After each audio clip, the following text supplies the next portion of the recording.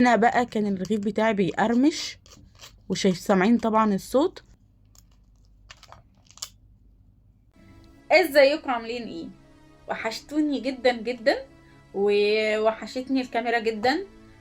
بجد ميرسي والف شكر لكل الناس اللي دعت لنا اي الفتره اللي احنا ما كناش بنصور فيها.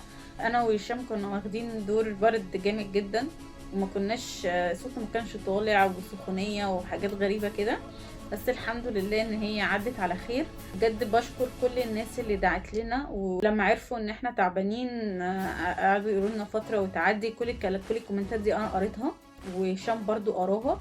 اتبسطنا جدا ان ولا انتوا تعرفونا ولا احنا نعرفكم، مفيش بينا اي حاجه غير هي شاشه، وطمنتوا علينا. بجد الف شكر، انتم على راسنا من فوق. يلا بينا بقى مع بعض نعمل الحواوشي بكل المقادير والمكونات، وان شاء الله تجربوا الطريقه بتاعتي ويعجبكم وتقولوا لي رايكم في الكومنتات. يلا بينا. ده نص لحمه مفرومه، ودوت نص بصل، وهنا التوابل بتاعتنا: ملح، كزبره، 7 بهارات، بابريكا، قرفه، كمون، فلفل اسود، ممكن تحطوا شطه لو عايزين. هنا فلفل حراق، فانا استخدمت فلفل حراق عشان كده ما حطيتش معايا شطه. وهنا ثوم مهروس. ده معانا ميكس فلفل الوان، وديت ليا بس مش هتستخدمها دلوقتي، يعني هقول لكم امتى هنستخدمها. وده بيكنج باودر علشان يحافظ على حجم اللحمه بتاعتنا، بس هقول لكم برده هناخد منه قد ايه. يلا بينا بقى نبدا عمل الحواوشي. ده بقى نص كيلو بصل اللي انا قلت لكم عليه، حطيناه كله. هتلاقوا حجم اللحمه المفرومه الضعف. وبعد كده جبنا بقى الميكس الالوان اللي هو الفلفل اللي انا كنت قايله لكم عليه، حطيت الفلفل كله. وبعد كده حطينا الثوم المهروس، طبعا مش كل الكميه، جزء من الكميه، وشويه فلفل بقى على حسب الرغبه اللي هو الفلفل الحراق. وبعد كده نعجن بقى مع بعض كل الكمية دي. هتلاقوا بسم الله ما شاء الله اللهم بارك حجم اللحمة المفرومة كله الضعف، يعني نص كيلو. طبعا نص كيلو اللحمة المفرومة ده ممكن يعمل معاكم مثلا كيلو الا ربع، بعد ما حطينا البصل بقى والفلفل وكده. برضو نستمر في العجن لحد ما كل المكونات تتجانس مع بعض. هنا بقى كنت حطيت التوابل اللي انا كنت قايله لكم عليها، اللي هو الفلفل والملح والكمون والبابريكا، ولو عايزين تحطوا كزبره حطوا كزبره. كل الحاجات دي، قرفه، جنزبيل، كل الحاجات دي بتدي تست في الاكل. هنا برضو فضلت اقلب لحد ما كل المكونات تتجانس. هنا بقى البيكنج باودر، ده طبعا كيس بيكنج باودر، انا ما خدتش الكيس كله، اخدت يعني معلقه كبيره كده ممسوحه. وفضلت اعجن بقى علشان البيكنج باودر بتاعنا يدخل في المكونات بتاعتي كلها. لو انتوا معاكوا كيلو لحمه مفرومه هيبقى معاكوا كيلو بصل، فالكيس بيكنج باودر ده كله هنحطه في الكميه. هنا بقى كنت بفتح الرغيف بتاع الحواوشي. بصوا فتحته بالسكينه ازاي. طبعا الاطراف دي احنا طبعا ما بنرميهاش، يعني بنحتفظ بيها، بس لازم ان احنا نفتح الفتحة دي علشان اللحمة المفرومة. طبعا انا هنا كنت بوسع شوية الرغيف بتاعي. جبت كرة حلوة كده وهفرشها بقى في الرغيف كله، وبراحتكم خالص يعني. الرغيف بتاعكم كده افرشي اللحمة المفرومة براحتك خالص. البيكنج باودر اللي احنا حطيناه ده هيحافظ على الفرشة بتاعت اللحمة المفرومة، يعني هتلاقي اللحمة المفرومة مش هتكش معاكي بعد ما تسويها.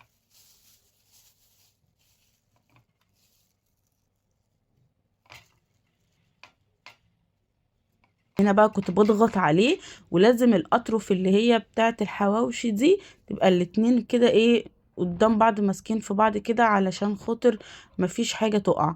هنا برضو كنت بفتح زي الرغيف اللي فات، بنفتح الحواوشي بالسكينة، بنشيل الاطراف زي ما انتوا شايفين. بعد كده فتحنا بقى الرغيف، بصوا ما شاء الله تبارك الله. هنا بقى برضو خدت برضو كرة حلوة كده من اللحمة المفرومة، ندخلها بقى ايه جوه الرغيف. فرزيها براحتك خالص. اهم حاجة انك انتي الرغيف بتاعك من يعني بص انا بدوس عليه ازاي يعني خلي بالك ان الرغيف من ورا يبقى فيه اللحمه المفرومه عشان ما يبقاش حته فيها وحته ما فيهاش. هنا بقى كنت بجيب الاطراف كلها مع بعض كده. بصوا ما شاء الله شكله عامل ازاي. دي كانت طريقه لفتح الرغيف بتاع الحواوشي. بصوا بقى الرغيف ده ممكن ان انت تفتحيه كده برضو بايدك برضو، يعني ممكن تفتحيه بالسكينه، ممكن تفتحيه بايدك كده. انا بس ايه حبيت ان انا اوريكم الطريقتين، والطريقه السهله اللي انت تقدري تفتحي بيه افتحي بيه الرغيف عادي. هنا برضو كرة من اللحمة المفرومة افردها برضو كده، شوف تتفرد معايا بكل سهولة. وعادي وبطت اللحمة المفرومة جوه الحواوشي عادي جدا. اه بصوا هنا برضو تلاقوا ان اللحمة المفرومة معايا المكونات اللي انا حطاها كلها مع بعض، كلها متجانسة مع بعض. هنا برضو اهو دي بقى كل الكمية دي بقى. بصوا بقى نص اللحمة المفرومة ونص البصل عملوا معايا بسم الله ما شاء الله 12 رغيف. بصوا كده عدوا معايا 12 رغيف، يعني ما شاء الله كمية حلوة قوي. بصوا 12 رغيف من نص كيلو لحمة مفرومة ونص كيلو بصل والمكونات اللي انا قلت لكم. بصوا بقى الحركايه والتكايه اللي انا عملتها دي. هنا بقى السر، جبنا بقى ربع كوباية زيت عليهم ايه بقى اللي انا قلت لكم، هقول لكم على استخدامها بس مش دلوقتي. اللية، جبنا بقى اللية مع الزيت يسيحوا مع بعض كده، تاخد وتدي مع الزيت اهو. حطيت بقى اللية مع الزيت، هتبدأ بقى اللية ايه تسيح مع الزيت زي ما انتم هتشوفوا دلوقتي كده. ده السر بقى اللي هو بيدي تيست حلو قوي للرغيف بتاع الحواوشي بتاعي.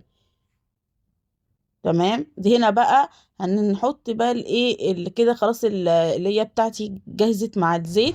هبدأ بقى بصوا انا هنا حطيت رغيف الحواوشي عشان ياخد صدمة من فوق ومن تحت. بصوا هنا هقلبه بقى على الوش التاني اهو. بسم الله ما شاء الله الله اكبر. بصوا شايفين شكله عامل ازاي. طبعا انا مش هكتفي بالحركة دي وخلاص، لا لسه في تركية تانية. كملوا معايا الفيديو للاخر عشان تشوفوا كل حاجة انا عملتها. بصوا هنا بقى بيبدأ بقى الحواوشي بياخد من الريحة والطعم بتاع اللي هي بتاعتي. بصوا بقى ما شاء الله شكله عامل ازاي الله اكبر. نشوف بقى ايه الرغيف التاني. برضو هنعمل زي ما احنا ما عمل ياخد برضو الصدمة. بصوا بقى الطشة بتاعت لو اول ما الرغيف ما بينزل كده يا سلام. ما اقدرش اقول لكم بقى على الريحة. الله اكبر الريحة كانت بصوا مالية البيت والله ما شاء الله الله اكبر. بصوا بقى طبعا ريحة الاكل في البيت دي خير يا جماعة والله ونعمة كبيرة من عند ربنا. ما شاء الله. هنا برضو الرغيف برضو قلبته على الناحية التانية. بصوا شكله بقى هنا كان عامل ازاي. طبعا بصفيه من الزيت واللية بتاعتي. طبعا هنا بقى انا كنت مشغلة الفرن عشان الفرن يكون سخن قبل ما احط الطاسة على اللي فيها الزيت واللية. بصوا شكل الحواوشي دهب دهب كده. طبعا وانا بعمل الكلام ده كنت انا جايبة صينية ودهنها بالزبدة علشان الرغيف الحواوشي بتاعي ما يتحرقش. بصوا اعملوا لي لايك بقى، لايكات كتير بقى يا جماعة، وعايزة رأيكم في الكومنتات. هنا بقى كان الرغيف بتاعي بيقرمش وشايف سامعين طبعا الصوت كده. بقى احنا خلصنا كل حاجة لعمل طريقة عمل الحواوشي. عايزاكم بقى تكتبوا لي في الكومنتات ايه رأيكم، ولو انتوا عملتوه بنفس الطريقة بتاعتي ديت تقولوا لي رأيكم ايه في الكومنتات وعجبكم ولا لا. اشوفكم ان شاء الله في فيديو جديد. وما تنسوش بقى اللايكات والسبسكرايب والكومنتات. انا عايزة الفيديو ده يوصل ل 2000 لايك. اشوفكم في حلقة جديدة. باي باي.